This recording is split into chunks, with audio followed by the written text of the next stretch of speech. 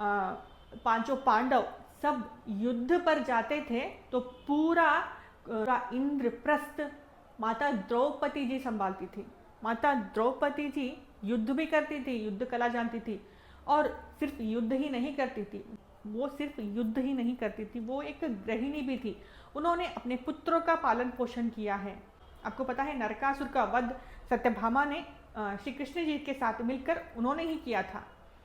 और सीता माता जी, उनके बारे में आप कुछ जानते हो? सीता माता जी नाजुक सी नारी नहीं थी।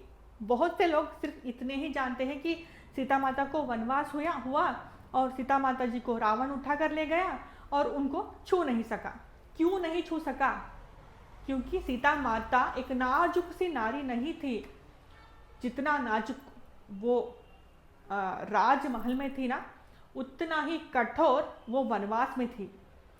राम जी के साथ वो रह पाई क्योंकि राम जी कौन थे? राम जी विष्णु थे।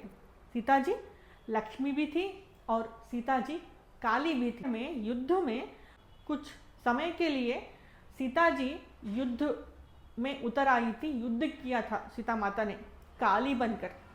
ये सारी गूढ़ बातें हैं। आपकी जानकारी के लिए बता दूं, सीता माता जी जो थी राम जी से भी ज़्यादा ज्ञानी थी। ये बात स्वयं राम जी को भी पता था। इसका अर्थ ये निकल कर आता है कि मनुष्य जितना ज़्यादा ज्ञानी होता है उतना ही वो झुका हुआ होता है। जैसे कि एक फल लगे हुए वृक्ष जैसे झुकता है, उसी तरह से ज्ञान में जो मनुष्य होता है वो अहंकार रहित होता है।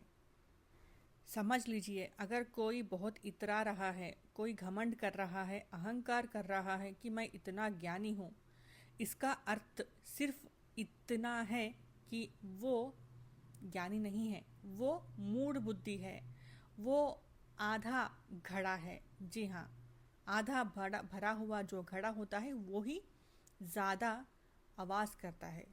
मैंने यहाँ पर माता सीता जी का और माता द्रौपदी जी का और माता सत्यभामा जी का उदाहरण लिया क्योंकि वो बहुत ही पहुँचे हुए स्त्रियाँ थी। ये स्त्रियाँ अति सुंदर नारियाँ थीं, अति सुशिक्षित, अति संस्कारी। स्त्री धर्म, पत्नी धर्म के बारे में जानना है तो इन स्त्रियों के जीवन में आप एक बार झांक कर देखिएगा। आपको पता चलेगा कि स्त्रियों को किस तरह से रहना चाहिए। इनके बारे में बात करना इतना आसान नहीं है। आज की जो शिक्षा प्रणाली है वो सिर्फ आपको पैसे कैसे कमाना है वो सिखाता है, ज्ञान नहीं। मित्रों, ये सब बातें मैं आपसे क्यों कह रही हूँ बताती हूँ। क्योंकि जो स्त्रियों पर अत्याचार अन्याय होता है वो तो पता चलता है, वो बाहर आता है, पर पुरुषों पर भी अत्याचार अन्याय होता है मित्रों। पुरुषों पर भी अन्याय अत्याचार होता है। वो पुरुष होता है इसीलिए वो नहीं कहता। क्या कहेगा कि स्त्री मेरे ऊपर अत्याचार कर रही है? कैसे कहेगा? उसका अपमान होगा, यही वो सोचेगा। आप कहोगे आप स्त्री हो ना, तो आप पुरुषों का साइड क्यों ले रही हो? मैं कह दूँ, ना ही मैं स्त्री का साइड लेती हूँ ना ही पुरुषों का साइड लेती हूँ, मैं सिर्फ सत्य का साथ देती हूँ। देखिए मित्रों, मुझे बहुत खुशी है क्योंकि मैं एक स्त्री हूँ। देखिए, एक बात बता दूँ, एक स्त्री सीता माता भी हो सकती है और एक स्त्री शूर्पणखा भी हो सकती है। शूर्पणखा जो कि अपने पति के मरने के बाद उसकी कामुकता समाप्त नहीं हुई थी, वो लस्ट में से भरकर पुरुषों को ढूंढती थी।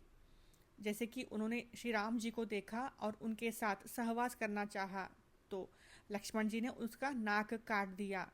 तो ऐसे ही बहुत से शूर्पणखाएं आज भी जीवित हैं इस कलयुग में, जो पुरुषों के ऊपर अत्याचार करती है। मैंने स्वयं देखा है। अगर ऐसी शूर्पणखा स्त्रियां आपके आसपास हैं, आपके घर में हैं, तो सावधान रहिएगा क्योंकि ये स्त्रियां किसी की नहीं होती। अगर एक स्त्री का पति मर जाता है और उसका इच्छाएं समाप्त नहीं हो रही तो संभव है, उचित है कि वो दूसरा विवाह कर ले। अगर एक विधवा स्त्री, पति नहीं है, वो पुत्र समान पुरुष के साथ संबंध बनाती है तो वो नरक की अधिकारिणी है। अगर वो पुरुष नहीं चाहता ऐसा तो उसके घर वाले फोर्स करते हैं तो वो घर वाले भी नरक के अधिकारी हैं। मैंने स्वयं देखा है ऐसी स्त्रियों को, घिन आती है ऐसी स्त्रियों पर। अगर उनका इच्छा समाप्त नहीं हो रहा था तो विवाह कर लेती। ऐसे संबंधों को क्यों उन्होंने उजाड़ दिया? आज भी वो स्त्री जीवित है। मैं पूछना चाहती हूँ कि वो अपने पुत्र से भी संबंध बनाएगी और अपनी पुत्री की जो पति आएगा क्या उससे भी संबंध बनाए?